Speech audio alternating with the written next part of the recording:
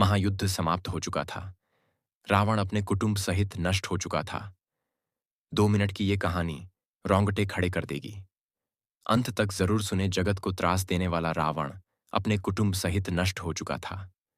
कौशलाधीश राम के नेतृत्व में चहुं और शांति थी। राम का राज्याभिषेक हुआ। राजा राम ने सभी वानर और राक्षस मित्रों को ससम्मान विदा किया। अंगद को विदा करते समय राम रो पड़े थे। हनुमान को विदा करने की शक्ति तो श्री राम में भी नहीं थी। माता सीता भी उन्हें पुत्रवत मानती थी। हनुमान अयोध्या में ही रह गए। राम दिन भर दरबार में शासन व्यवस्था में व्यस्त रहे। संध्या जब शासकीय कार्यों से छूट मिली तो गुरु और माताओं का कुशल क्षेम पूछने अपने कक्ष में आए। हनुमान उनके पीछे पीछे ही थे। राम के निजी कक्ष में उनके सारे अनुज अपनी अपनी पत्नियों के साथ उपस्थित थे। वनवास, युद्ध और फिर अनंत औपचारिकताओं के पश्चात यह प्रथम अवसर था जब पूरा परिवार एक साथ उपस्थित था। राम, सीता और लक्ष्मण को तो नहीं, कदाचित अन्य वधुओं को एक बाहरी अर्थात हनुमान का वहां होना अनुचित प्रतीत हो रहा था। चूंकि शत्रुघ्न सबसे छोटे थे, अतः वे ही अपनी भाभियों और अपनी पत्नी की इच्छा पूर्ति हेतु संकेतों में ही हनुमान को कक्ष से जाने के लिए कह रहे थे। पर आश्चर्य की बात कि हनुमान जैसा ज्ञाता भी यह मामूली संकेत समझने में असमर्थ हो रहा था। अस्तु, उनकी उपस्थिति में ही बहुत देर तक सारे परिवार ने जी भरकर बातें की। फिर भरत को ध्यान आया कि भैया भाभी को भी एकांत मिलना चाहिए। उर्मिला को देख उनके मन में हुक उठती थी। इस पतिव्रता को भी अपने पति का सानिध्य चाहिए। अतः उन्होंने राम से आज्ञा ली और सबको जाकर विश्राम करने की सलाह दी। सब उठे और राम जानकी का चरण स्पर्श कर जाने को हुए, परंतु हनुमान वहीं बैठे रहे। उन्हें देख अन्य सभी उनके उठने की प्रतीक्षा करने लगे कि सब साथ ही निकले बाहर। राम ने मुस्कुराते हुए हनुमान से कहा, क्यों वीर, तुम भी जाओ, तनिक विश्राम कर लो। हनुमान बोले, प्रभु आप सम्मुख हैं, इससे अधिक विश्रामदायक भला कुछ हो सकता है? मैं तो आपको छोड़कर नहीं जाने वाला। शत्रुघ्न तनिक क्रोध से बोले, परंतु भैया को विश्राम की आवश्यकता है कपीश्वर, उन्हें एकांत चाहिए। हाँ, तो मैं कौन सा प्रभु के विश्राम में बाधा डालता हूं? मैं तो यहां पैताने बैठा हूं। आपने कदाचित सुना नहीं, भैया को एकांत की आवश्यकता है। पर माता सीता तो यही हैं, वे भी तो नहीं जा रही, फिर मुझे ही क्यों निकालना चाहते हैं आप?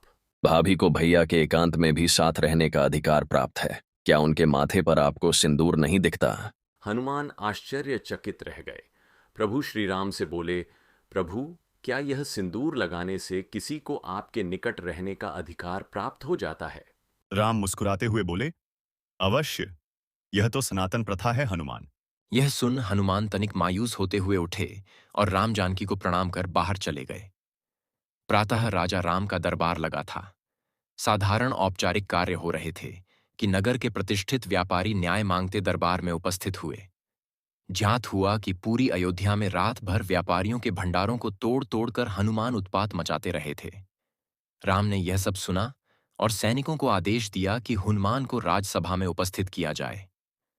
रामाज्ञा का पालन करने सैनिक अभी निकले भी नहीं थे कि केसरिया रंग में रंगे पुते हनुमान अपनी चौड़ी मुस्कान और हाथी जैसी मस्त चाल से चलते हुए सभा में उपस्थित हुए।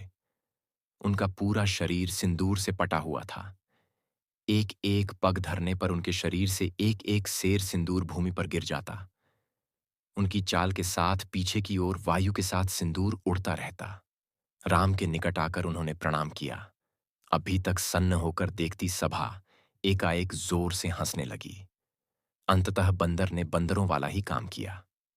अपनी हंसी रोकते हुए सौमित्र लक्ष्मण बोले, ये क्या किया कपिश्रेष्ठ, यह सिंदूर से स्नान क्यों?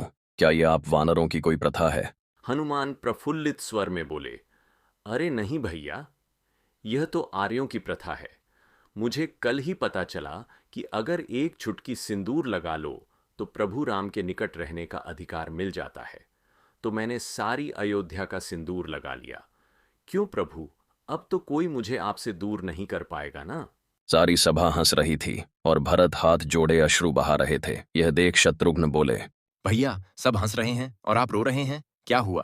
भरत स्वयं को संभालते हुए बोले, अनुज, तुम देख नहीं रहे? वानरों का एक श्रेष्ठ नेता, वानर राज का सबसे विद्वान मंत्री, कदाचित संपूर्ण मानव जाति का सर्वश्रेष्ठ वीर, सभी सिद्धियों, सभी निधियों का स्वामी, वेद पारंगत, शास्त्र मर्मज्ञ यह कपिश्रेष्ठ अपना सारा गर्व, सारा ज्ञान भूल कैसे राम भक्ति में लीन है। राम की निकटता प्राप्त करने की कैसी उत्कंठ इच्छा जो यह स्वयं को भूल चुका है। ऐसी भक्ति का वरदान कदाचित ब्रह्मा भी किसी को न दे पाएं।